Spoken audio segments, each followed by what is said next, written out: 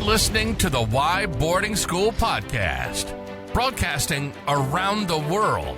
Join us as we promote independent boarding schools throughout the United States and Canada with our invited guests.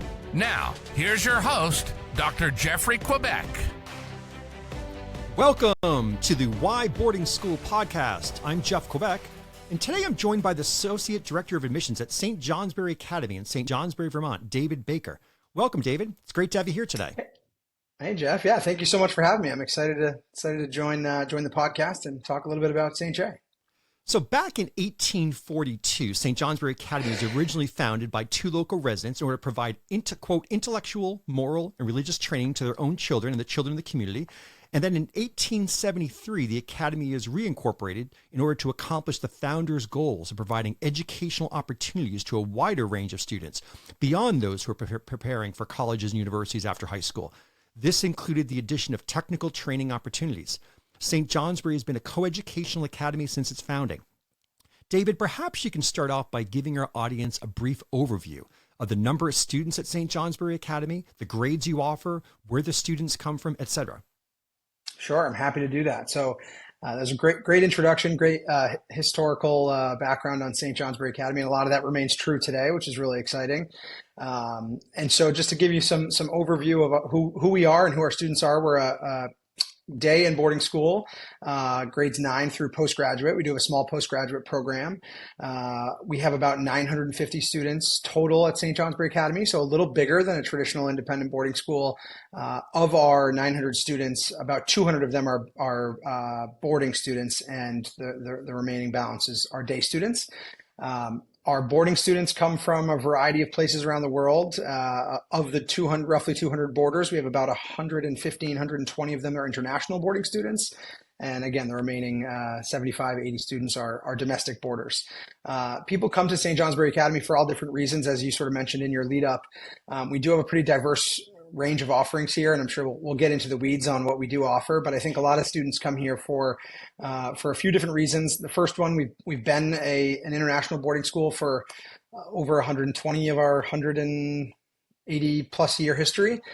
So there's been a lot of legacy families who have just, aunts, uncles, moms, dads, cousins have been here, and our word of mouth around the world has been a really strong marketing tool for us. So that's one reason, and one way that we've stayed as strong as we have for years.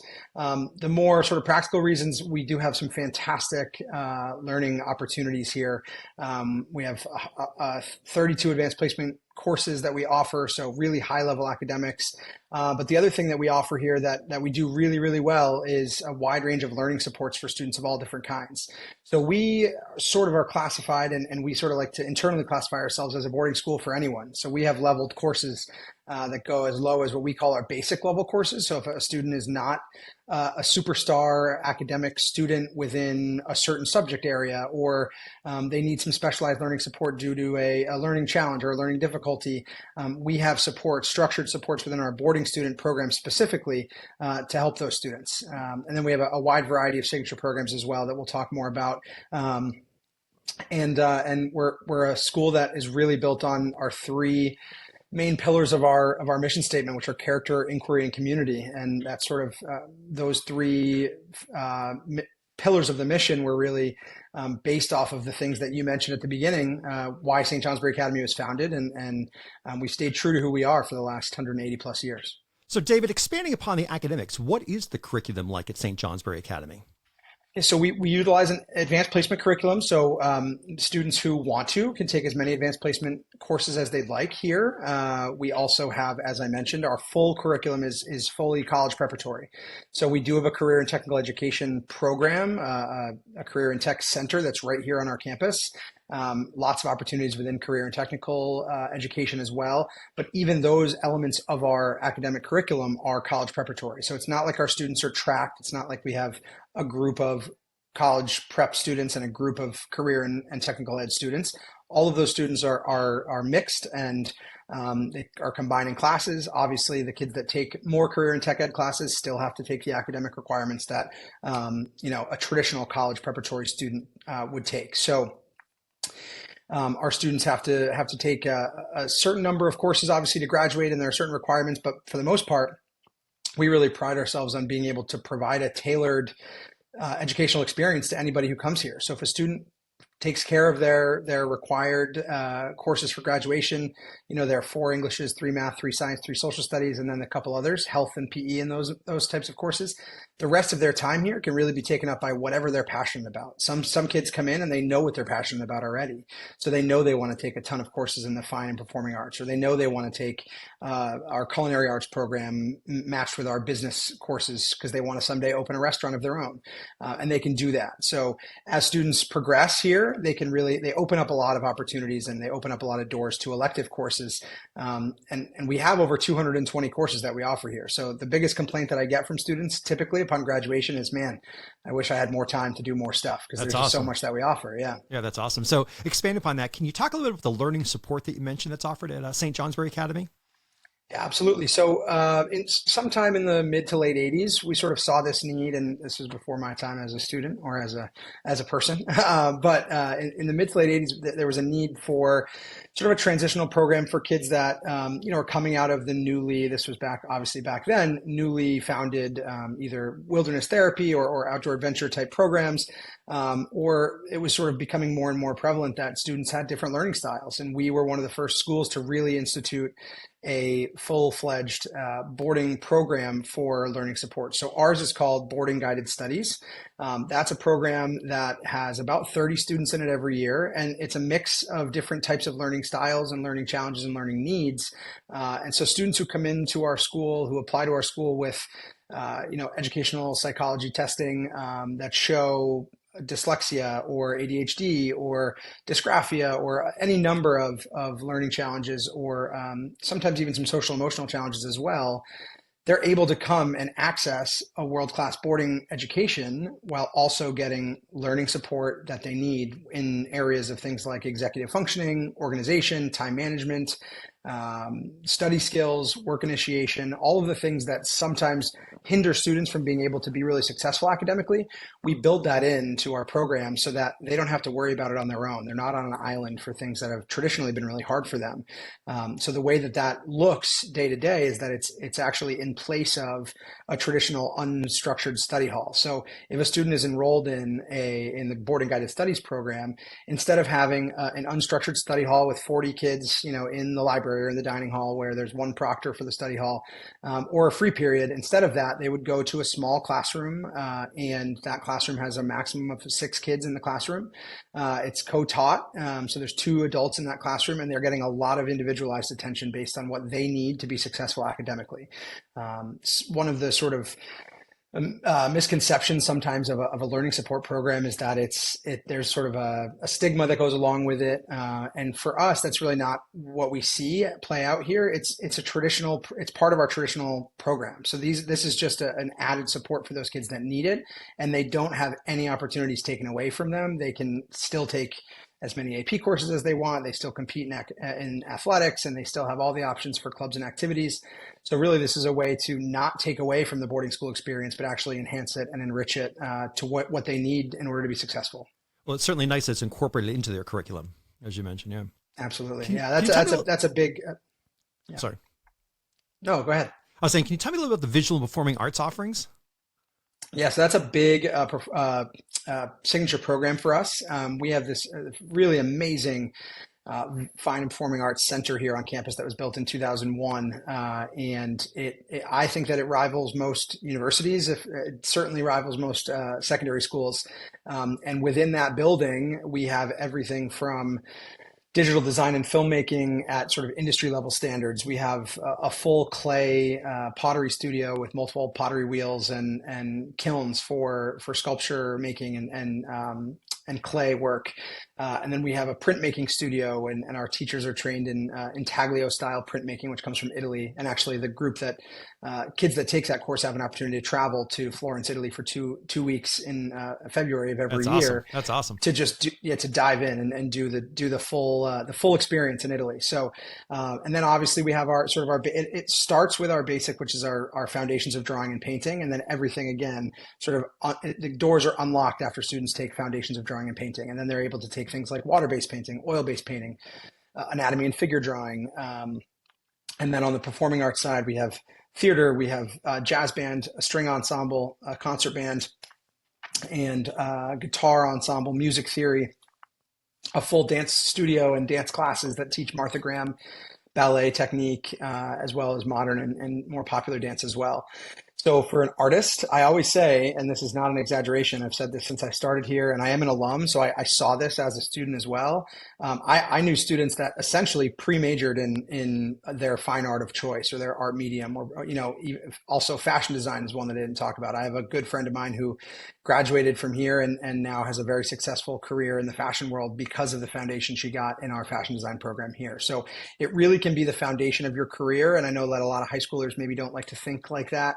It's a little scary to think about the future, but if kids know what they want to do and fine and performing arts in any capacity is what they're interested in, they're going to have the opportunity to explore that deeply here and then decide maybe it isn't for them down the road, but maybe it is, and they can really start here and jump off to an incredible point as they enter university.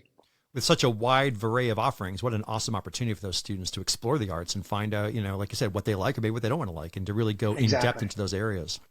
Yeah, that's great. So what are some of the other special signature programs that are offered at St. Johnsbury?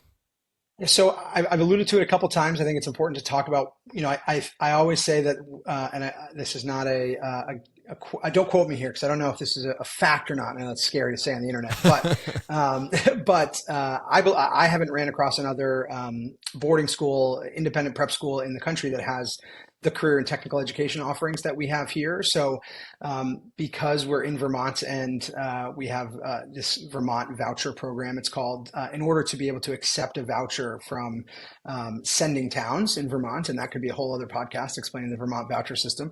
But in order to have that, we have to have a fully certified and functioning career and technical education center on our campus. And as you mentioned, our founding, not long after we were founded, we had a commitment to not just the academics and not just the high level academic areas of education, but we also feel a responsibility to our students who maybe are not as academically focused to really give them an opportunity to focus on a trade or a skill that they can use and make money, or go to a technical college, a 2 or 4 year technical program.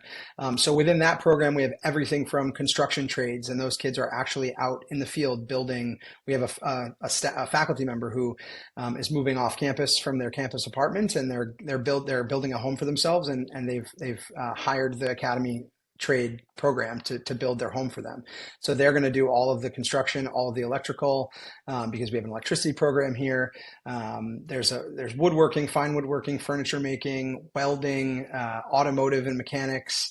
We have a brand new, as of last year, HVAC and plumbing program. And then also tied into career and tech ed are things like our business program, human services for kids that want to get into the medical field or childcare. They have opportunities to intern throughout our local area. Work-based learning is a big part of that program as well. And then probably our crown jewel of our CTE program, and Jeff, you've, I think, had the opportunity to dabble in the culinary arts here at St. Johnsbury Academy, is our culinary arts program that actually runs its own restaurant right in town. It's about a 2-minute walk from our campus. Students that are in that program, they go down and they have a double block. So we have a block schedule, 5 blocks a day. So 2 blocks they go down and they work in the restaurant, and they're running a fully operational restaurant 3 days a week for 6-week stretches at a time. They create the menu, they're cooking, they're cleaning, they're doing front of the house, back of the house. And it's one of the best restaurants in town. And I'm not just saying that. So if you're ever in St. Johnsbury, make sure you see if the Hilltopper Cafe is open for business. Very nice. It's pretty cool. I'm thinking of that faculty member building a house. I mean, not only a cool experience for the faculty member, but also the students getting real life experience. So sort of taking what they've learned in the classroom at St. Johnsbury Academy and then putting it to real life usage. That's awesome. And it sort of speaks a little bit as well to the trust that this is a longtime faculty member who's been here a long time and lived on campus, and they put a lot of trust in these kids and this department to build a home that's going to last for a long. This is their forever home now, and this is going to be what they live in until they retire. And so it speaks a lot to the level of work that we're doing. It really is professional level work. I mean, my sister is a business owner in our town, and she had our electrical students come in and do some lighting and some wiring in her new business space, and just all sorts of stories. If you meet one person who owns a business or has some sort of a stake in St. Johnsbury, very likely they've run across a St. Johnsbury Academy student, and they've had some sort of interaction with them in either in a formal sort of professional way, like the CTE kids, or an internship or something like that. So we're very embedded in our community as well. I'm sure the faculty will be quite pleased, as those students are probably doing an amazing job. I think so. So, David, how about athletics? Is every student required to play a sport each season? And also, what are some of the athletic offerings that St. Johnsbury has? Yeah, so we're not a school that requires athletics. Boarding students do have to do a club or an activity 3 times a week. So we do have a robust club and activity offerings as well. But for athletics, it's not required. But it does, if you do a sport, for 2 seasons, either at the JV or varsity level, the same sport, it does fulfill your second physical education credit. So a lot of students do that so they don't have to take PE again. But we offer over 45 interscholastic sports. So we offer sort of all the traditional all the traditional athletic opportunities that a typical American high school has. So we have in the fall, sort of our big ones are American football, soccer, field hockey. But then we also we have a really successful, storied cross-country running program and track and field program as well.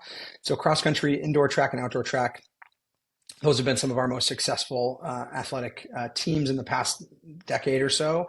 Our boys indoor track team just won their 4th straight Vermont Division I state championship. The cross-country team also had their 4th straight Division I cross-country last year, the indoor track won and outdoor track won their 3rd and 4th. And then cross country in the fall was their 4th straight cross country state championship. So lots of state championships there.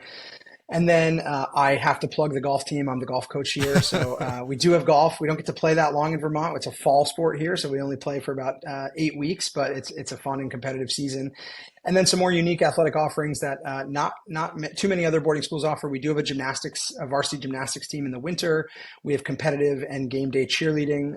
In the fall is game day, and in the winter is game day and competitive cheers. That's more sort of competitions and things like that. And then we also in the winter have a bowling team. Bowling was new as of 2 years ago.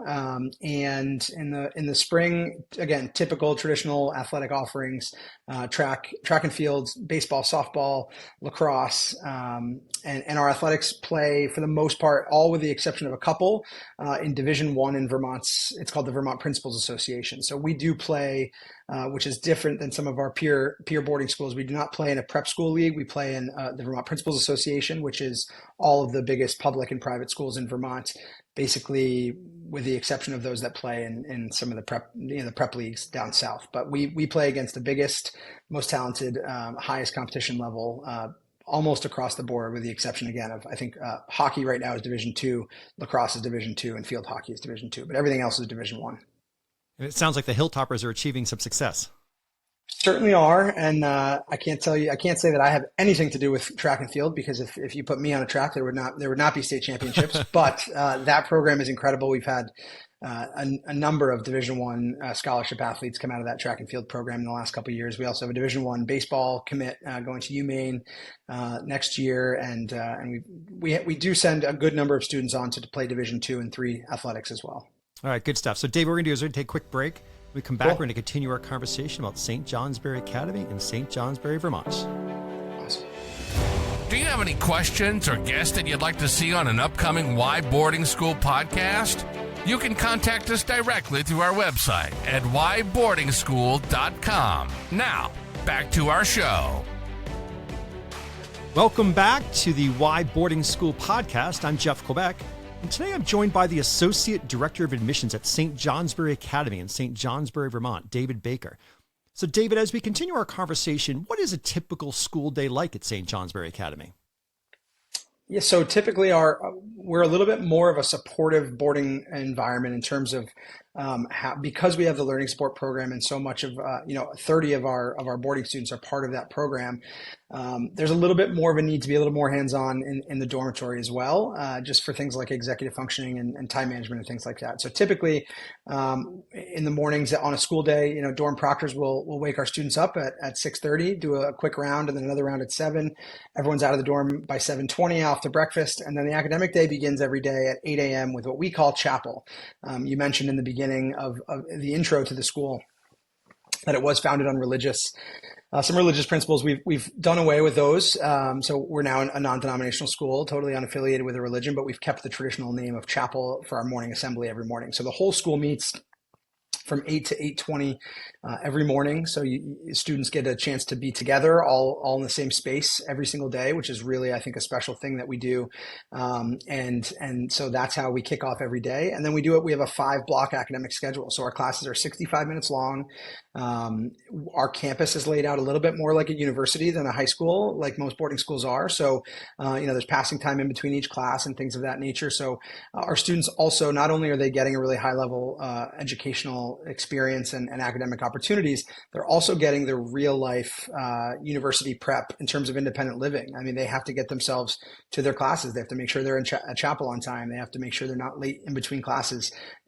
So those are things that what I've heard from students after they've graduated and gotten back in touch with us is that they felt more prepared than their peers because of being at a boarding school. Because of being at our school in particular, they feel more prepared for the independent living skills than their peers. So classes go from 8:25 until about 2:45 in the afternoon. Obviously, lunch is built in there in our middle block of the day. And then after school, we have something called conference period, which is that sort of ties into our learning support as well.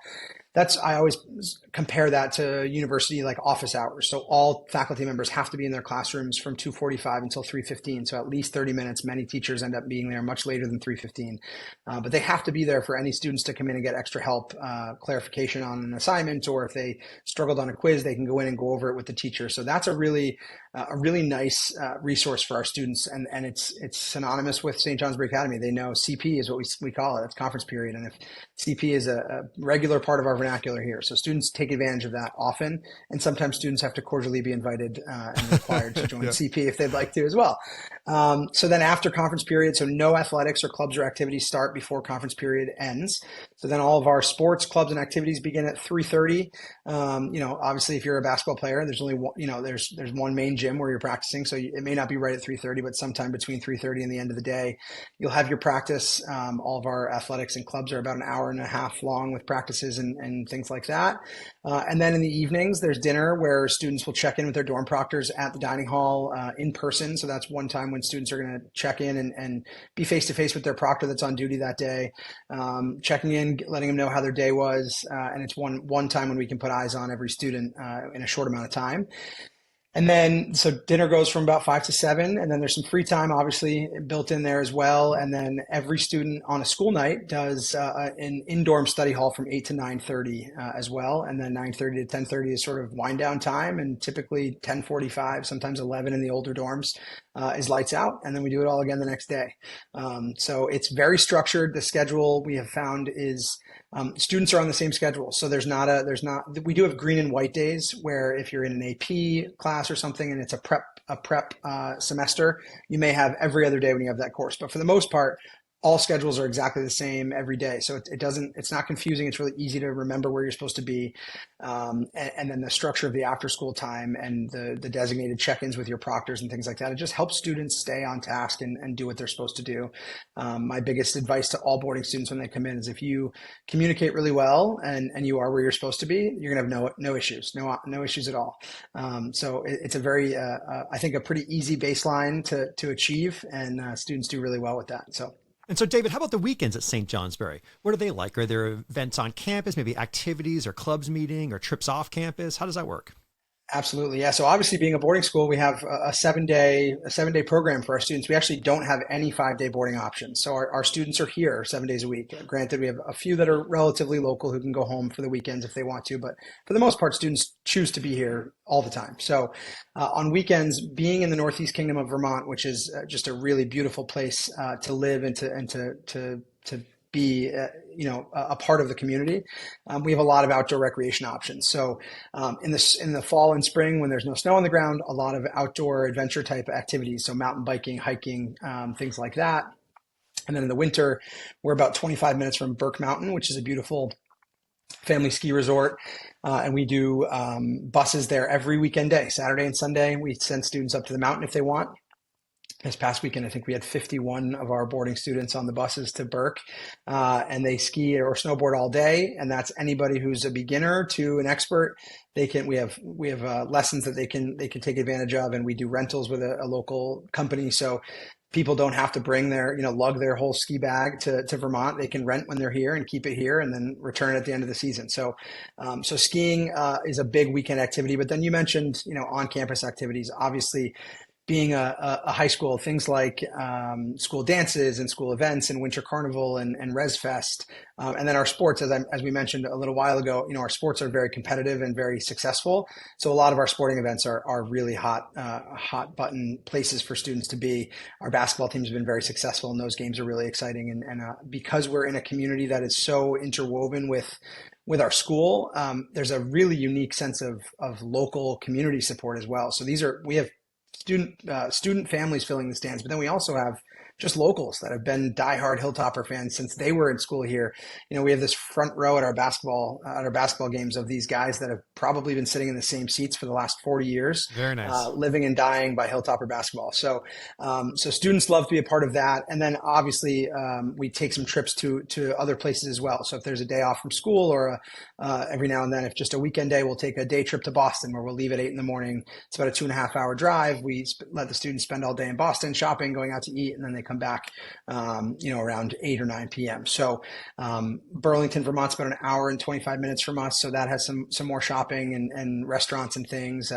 We oftentimes will go to Jay Peak, which is about 45 minutes from us. That's another ski mountain, but they have an indoor water park that's very cool that our kids love to go to. Last year, I took my dorm paintballing at the end of the year, and we do a paintball trip every year for the full school community as well. So lots to do. And again, that goes back to what I said about our students who say they wish they took advantage of more while they were here because there's so much to do. Sometimes they can't do it all, but we certainly encourage them to do as much as they can.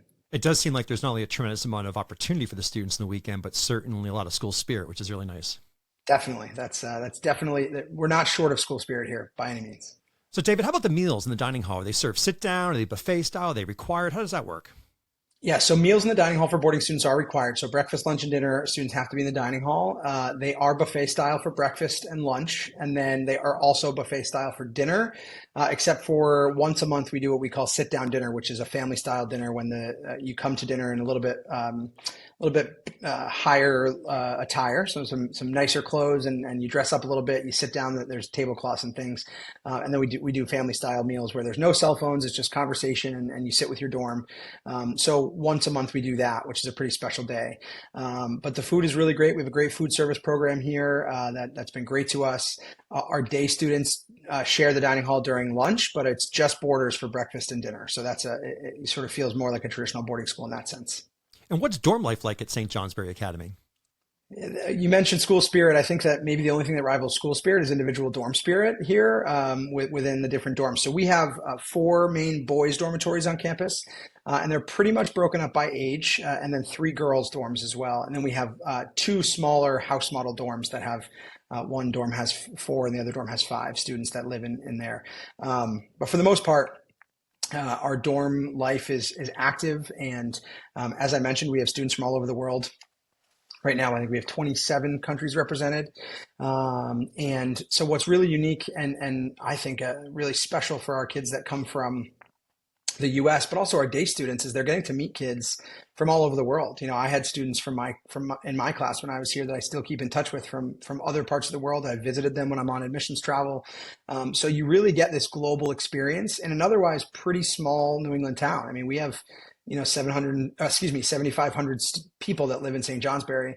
And many of them, go to the local school growing up, and then they have a choice because we're an independent school. So we're not a public school, obviously, and there's no public school in St. Johnsbury. So they have a choice to either come to our school or a couple of the other local public schools with their voucher, but about 87% of them choose to come to St. Johnsbury. And I think a big part of that is because they're getting a global outlook on life. And I tell everybody we are a microcosm of the real world, because you have students of really affluent backgrounds, rich diversity in religions and cultures.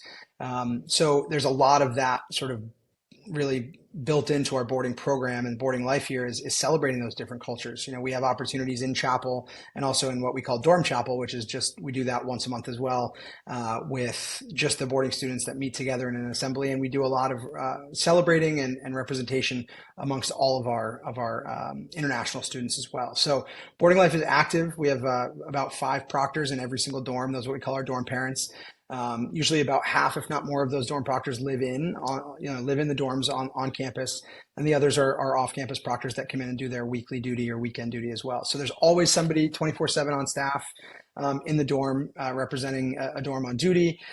And then the big sort of culmination of dorm life at St. Johnsbury Academy is our Res Fest. So it's our Resident Life Festival that we have. And that's an evening. It's actually coming up in February before our February break, where every dorm, they design their t-shirt, they design a banner, and then we just go head to head and compete for who's the number one dorm on campus. And I can tell you, there's nothing that you get from winning Res Fest other than bragging rights, but those bragging rights go a long way on our I was going to say, that's worth a lot right there.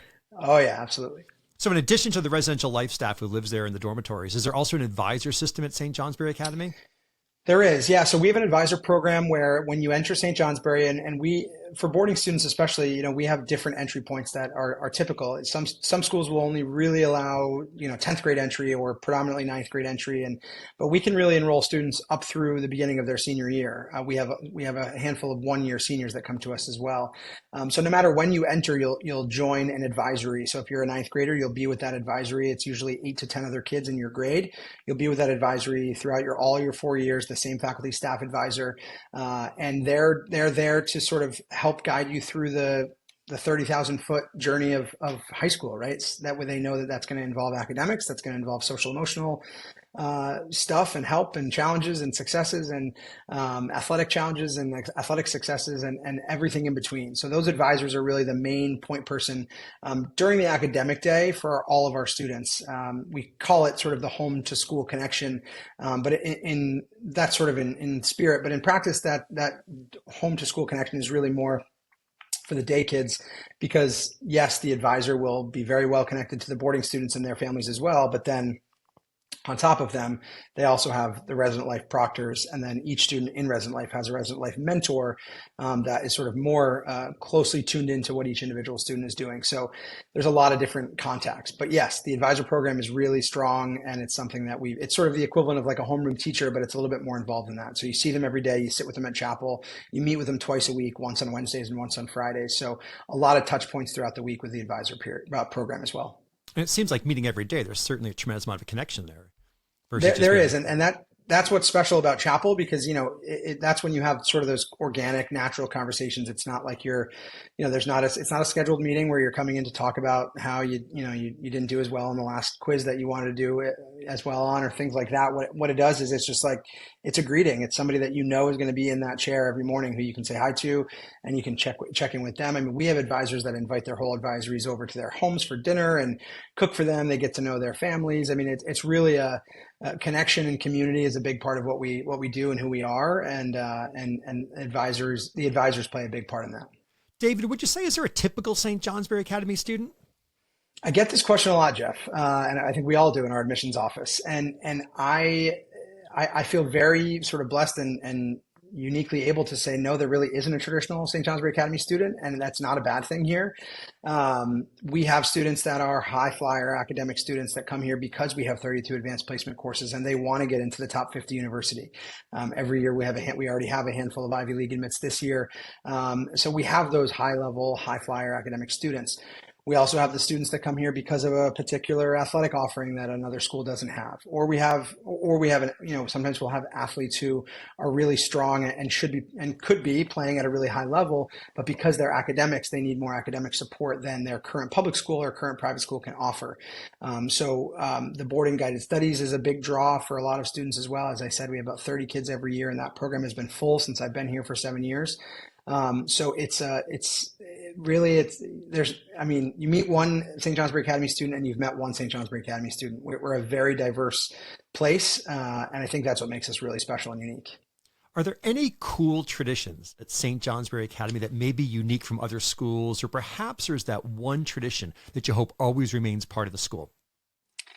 Yeah, so the first thing that comes to mind, and it's the tradition that not only do I hope will always remain part of the school, but I just know that it always will. We have the second longest high school American football rivalry in the country. So about 10 years ago, we won the regional, so the Northeast region high school football rivalry contest that USA Today put on. And I think we ended up finishing third or fourth in the entire country in terms of best football rivalry. But what that encompasses, we have another independent school right up the road, actually, called Linden Institute.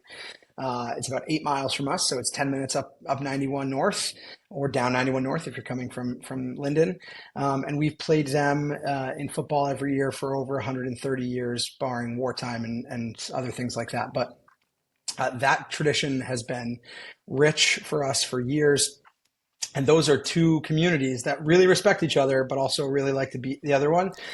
So it becomes this sort of it becomes this wider community event as well. So the week leading up to the game, we have sort of what's the word? Theme days. Excuse me. There we go. Theme days for every class, so that each class has a theme. Then you dress up, within your theme, and then we'll do things like twin days and anything but a backpack day. So it's sort of like that's our spirit week, like our homecoming week. And it all culminates on Friday into a half day of school when students then finish there's a parade through town on Friday nights, on the Friday night of Spirit Week. And when I tell you the entire town comes out for our Spirit Week parade, that's not an exaggeration. It's marked on people's calendars. So the parade happens and every class has a float and the kids walk behind the float in the parade. So they get to be in a parade, which is really exciting for a lot of kids. And then the game, and then there's a big bonfire and a pizza party, and then the game happens on the Saturday afternoon.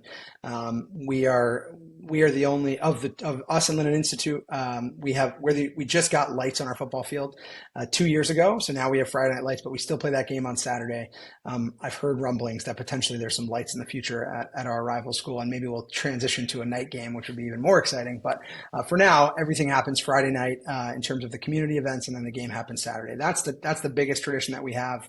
The game is a really cool thing to see unfold. It's just incredible. The small towns come together like that. That's awesome. Seems like a lot of fun. So yeah, it is for sure. Before we speak on admissions, is there anything about St. Johnsbury that we didn't discuss today that you'd like to mention? Well, one of the challenges of having anything time bound. Anytime I'm at an admissions event or I'm talking to a parent, I say I could really talk about St. Johnsbury Academy for 2 to 3 hours. But I think the big thing that we've covered a lot of the important stuff already. But the biggest thing that I think we haven't talked as much about on its own is just the people here really make this place. And I think that's a sort of a pretty typical thing to say as a school, because we really pride ourselves on being community focused and really individually knowing every student. But here that we do that in a very special way. That's the reason that I came back to work here. I graduated and I was that student that said, I'm out of here. As soon as I graduate, I'm never stepping foot in the Northeast Kingdom of Vermont again. And then lo and behold, 7 years after I graduated from high school, I'm back. And I'm here working for my alma mater, which I could not be happier about. So the people are the reason that I came back. The non-academic connections that you make. We have a network of 14,000 living alumni that are just constantly helping the current students and recently graduated students with connections and contacts and internships and jobs. The people here are what make us who we are. There's no sort of doubt in my mind, why we have community as the number one, one of the number one pillars of our mission statement, because our community is really unlike any other that I've been part of. So the people here, it's one of those things where you won't know it until you're in it. We try to get that point across during the admissions process as best as we can.